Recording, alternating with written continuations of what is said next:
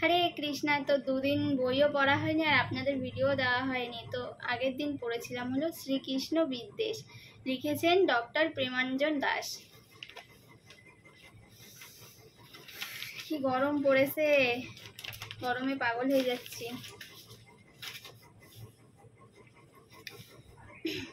ভগবানের কর্ম সকল দিব্য। ভগবান যখন শিশুরূপে লীলা করেছিলেন তখনই তিনি অসংখ্য অসুরদের বধ করেছিলেন। তিনি তার বাঁ হাতের কনিষ্ঠ আঙুলে 7 দিন 7 রাত ধরে গোবর্ধন পর্বতকে ধারণ করেছিলেন। শ্রীকৃষ্ণ বিদ্বেষীরা শ্রীকৃষ্ণের মতো গোবর্ধন তুলতে অক্ষম, কিন্তু কৃষ্ণের মতো বহু পত্নী গ্রহণে আগ্রহী।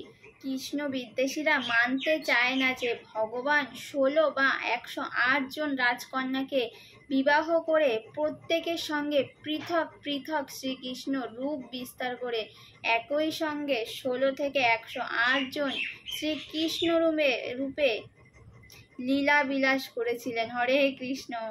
শ্রীকৃষ্ণের অচিত্ত এবং দিব্য ক্ষমতাকে আগ্রহ করে কৃষ্ণ বিদ্বেষীরা তাকে সাধারণ মানুষ মনে করে অবজ্ঞা করে। তাই ভগবান শ্রীকৃষ্ণই এই সমস্ত কৃষ্ণ বিদ্বেষীদের অজস্র অসুর জন্ম প্রদান করেন। এই সমস্ত পশুগ্ন ব্যক্তিরা কোনো দিনই কৃষ্ণ তত্ত্ব হৃদয়ঙ্গম করতে পারবে না। পরের পৃষ্ঠায় হলো শ্রী ভগবদ গীতার প্রাথমিক আলোচনা, লিখেছেন কমলাপতি দাস ব্রহ্মচারী। 10ম অধ্যায়ের শেষ শ্লোকে ভগবান অর্জুনকে বলেন, কিভাবে আমি আমার এক অংশের দ্বারা সমগ্র জগৎকে ব্যাপ্ত হয়ে আছি।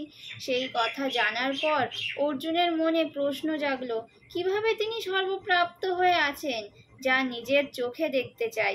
দ্বিতীয়ত, পরবর্তীতে কেউ যদি নিজেকে সর্বশক্তিমান বলে বা ভগবান বলে মনে করে প্রচার করে, তাহলে তাকে অবশ্যই বিশ্বরূপ দেখাতে হবে।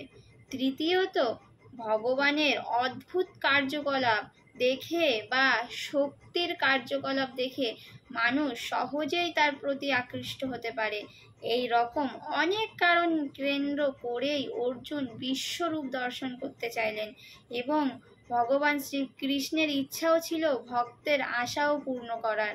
তাই গীতায় 11-5 নং শ্লোকে 4 বার পশ্য কথাটি উল্লেখ রয়েছে। এই অধ্যায়ে বিভাজন অর্জুনের অনুরোধ বিশ্বরূপ দেখার জন্য, ভগবান বিশ্বরূপ সম্বন্ধে 4 নম্বর শ্লোকে অর্জুনের অনুরোধ বিশেষ রূপ দেখার জন্য এবং 5 অধ্যায়ের 8 নম্বর শ্লোকে ভগবান বিশ্বরূপ সম্বন্ধে বর্ণনা করেন এবং 31 নম্বর শ্লোকে অর্জুনের বিশ্বরূপ দর্শনের প্রসঙ্গে সঞ্জয় বর্ণনা করেছেন এবং 32 নম্বর অধ্যায়ের 34 নম্বর শ্লোকে ভগবান যে সবকিছু নিমিত্ত কারণ জানালেন এবং 35 নম্বর অধ্যায়ের 46 নম্বর শ্লোকে অর্জুনের প্রার্থনা এবং 47 নম্বর অধ্যায়ের 55 নম্বর শ্লোকে একমাত্র অনন্য ভক্তগণে ভগবানের দ্বিভুজ মধুরলীধর রূপ দর্শন করতে সম্ভব।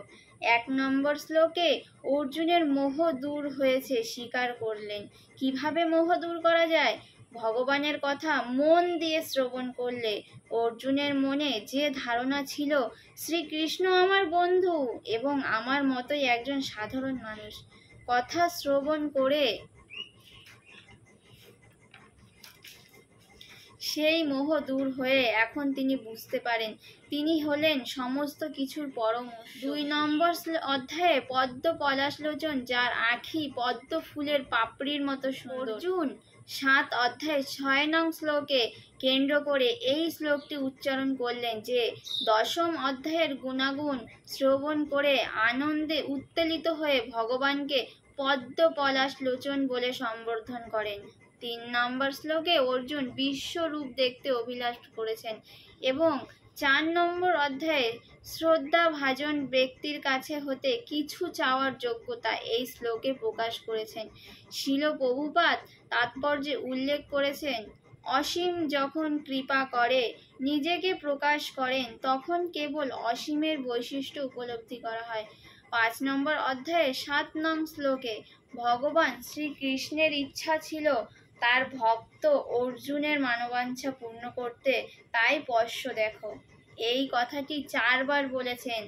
দশম অধ্যায়কে বলা হয় রেডিওর খবর, আর একাদশ অধ্যায়কে বলা হয় টিভির খবর। অধ্যায়ে যা বলেছেন একাদশ অধ্যায়ে তা দেখাচ্ছেন। গীতার উদ্দেশ্যে হচ্ছে কিভাবে আমরা দিব্য জীবন লাভ করতে পারি এবং পরমেশ্বর ভগবানের সঙ্গে নিত্য সম্বন্ধ হৃদয়ঙ্গম করতে পারি তা প্রদর্শন করা, এবং কিভাবে আমরা ভগবানের কাছে ফিরে যেতে পারি সেই সম্বন্ধে শিক্ষা দেওয়া। হরে কৃষ্ণ। 8 শ্লোকে বলেছেন, আমি তোমাকে দিব্য চক্ষু প্রদান করেছি, তুমি আমার অচিন্ত যোগেশ্বর্য দর্শন করো। দিব্য চক্ষু মানে হলো দেবতাদের চক্ষু প্রদান করলেন। এমন কেউ প্রশ্ন করতে পারে, আগে অর্জুনের কোন চক্ষু ছিল?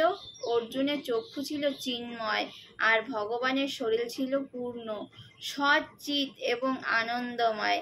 ভগবানের আংশিক প্রকাশ ছিল এই বিশ্বরূপ। এই বিশ্বরূপ হচ্ছে ভগবানের জড়রূপ। তাই অর্জুনকে ভগবান দান করলেন দেবতাদের চক্ষু বা দিব্য চক্ষু, যা জড়রূপ দেখতে সক্ষম হবে। কারণ অর্জুন ও শ্রীকৃষ্ণ আগে ছিলেন ধর্ম ও তার পত্নী মূর্তির 2 সন্তান, নর ও নারায়ণ ঋষি। দুইজনেই বদ্রীনাথে তপস্যা করতে গিয়েছিলেন।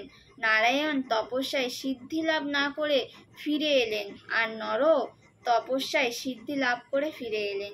তাই নারায়ণ বললেন, মা, দাপরে আমি হব কৃষ্ণ আর নর হবে অর্জুন, তাই আমি রথের সারথি হব। সেই কারণে অর্জুনের চক্ষু ছিল চিন্ময়। অচিন্ত যোগেশ্বর্য মানে এর আগে কখনো এই রূপ দর্শন করাননি। 9 নম্বর অধ্যায়ে 14 নম্বর শ্লোকে সঞ্জয় বলেছেন, শ্রীকৃষ্ণ অর্জুনকে বিশ্ব যা দর্শন করেছিলেন তা অবর্ণনীয়। একই রথের উপর উপবিষ্ট হয়ে দর্শন করেছিলেন। হাজার হাজার গ্রহলোকে শ্রীকৃষ্ণের শরীরে অবস্থান করেছেন। তাই অর্জুন ভগবানকে করজোড়ে প্রণাম করেছেন।